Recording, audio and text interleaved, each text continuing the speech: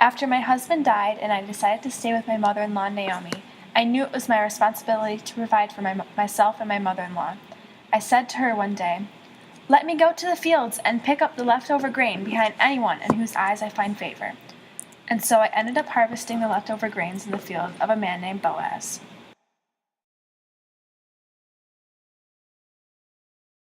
I had just arrived at my fields when I noticed a new woman gathering grain after the harvesters. I inquired about her to my foreman, and he told me that she was a Moabitess who came back from Moab with Naomi. I had been told how this woman left her father and mother and her homeland and came to live with a people she did not know, all for loyalty to her mother-in-law. She was a woman of excellent character, so I went up to her and said, "My daughter, listen to me. Don't go and glean in another field, and don't go away from here. Stay here with my servant girls. Watch the field where the men are harvesting, and follow along after the girls. I have told the men not to touch you, and whenever you are thirsty, go and get a drink from the water jars that the men have filled." She inquired as to why I was being so kind, and I explained about how I knew of her character through her action. "May the Lord repay you for what you have done. May you be richly rewarded by the Lord, the God of Israel, under whose wings you have come to take refuge."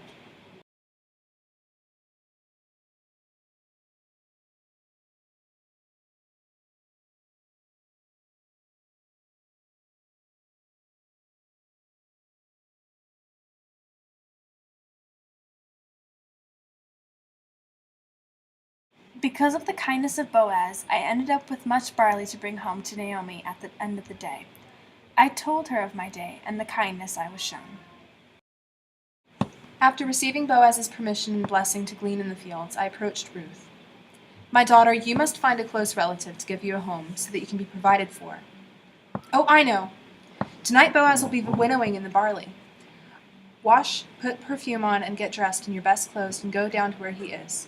Then, after he has eaten and drank, uncover his feet and lie down." I did as Naomi told me to, and went to Boaz after he was in good spirits and had laid down. I approached him and uncovered his feet, and in the middle of the night he awoke. "Who are you?" "I am your servant Ruth. Spread the corner of your garment over me, since you are a guardian redeemer of our family." "The Lord bless you. I will do all that you ask. For you are a noble woman. It is true that I am the guardian redeemer of our family, but there is another closer than I. Stay here, and I will let him redeem you if he wants this duty. If not, I will do it." He told me to bring him the shawl and hold it out, and then he placed barley in it, going back to town. After being given the barley, I went back to my mother-in-law to share the news. He gave me 6 measures of barley, saying, "Don't go back empty-handed." "Wait, my daughter, for he will not rest until the matter is settled."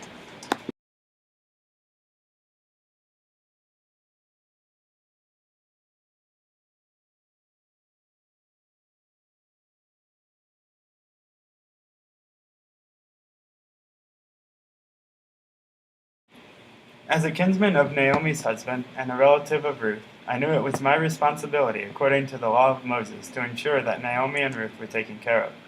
Since Naomi had a closer relative, I went to the city gate and waited for him to pass by. When I saw him, I said, "Turn aside, friend, and sit here." Then I gathered 10 men from the elders of the city and told them, "Sit down here."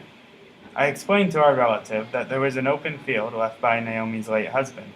He was happy to redeem the field until I mentioned that in order to do so, he would have to take Ruth as his wife until a son could be born to inherit the field. This he was not so happy to accept. So, as the law of Moses requires, he gave me his shoe in front of the elders, and they all bore witness to it. All the women called me blessed when Ruth bore a son. They said, "Blessed is the Lord who has not left you without a redeemer today, and may his name become famous in Israel.